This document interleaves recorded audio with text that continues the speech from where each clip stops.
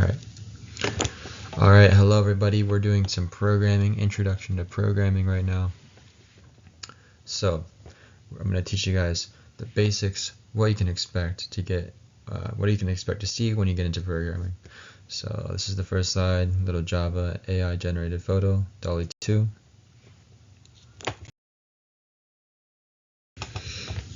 Okay. So what is programming? Why should I learn it? Programming is an artistic expression of algorithmic thinking. What that means is if you can come up with an algorithm in your head, like how something should get done, maybe how a system works, you can describe that via code, and that will help you solve problems. So programming allows you to solve difficult problems using algorithms with your own creativity. You can solve problems in many different ways, and that's why I like to think of programming as an extension of your brain, or just an expression of your thinking. Computer science is a lifelong journey of learning, so tech is always changing, libraries are always changing, updates are always happening, so computer science is always a lifelong journey of learning.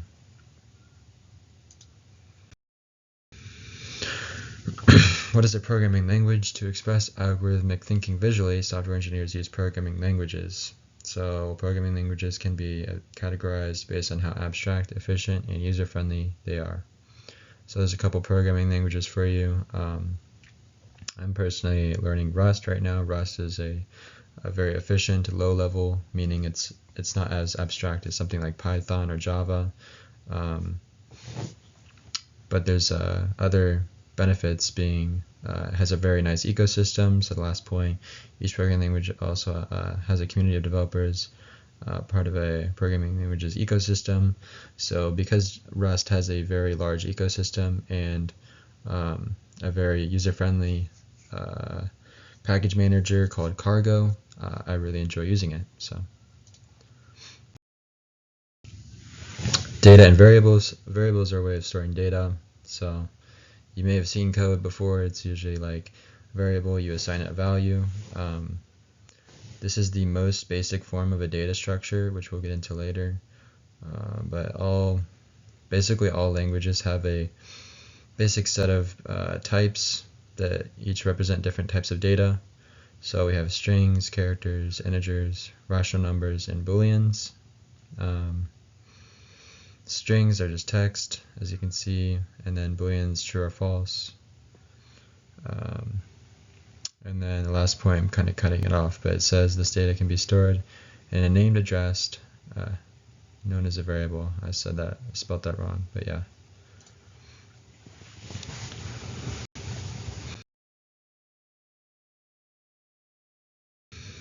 So one level up from basic data types would be objects and complex types. So if you want to describe a piece of data as a combination of basic data types, you can use an object or a complex type. I think normally it'd be described as a compound type. For instance, to describe an animal type, you might have a name with an age. So this would be a string and an integer. So here's data structures. Data structures, sometimes you want to be able to store data in a structure that is optimized for a certain functionality, a data structure. So for instance, if you want to store a distinct set of data with no duplicates, so that's what that means by distinct.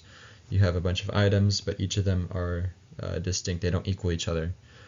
You can use something called a hash set, and that's just optimized for no duplicates, so it's quicker for adding and removing.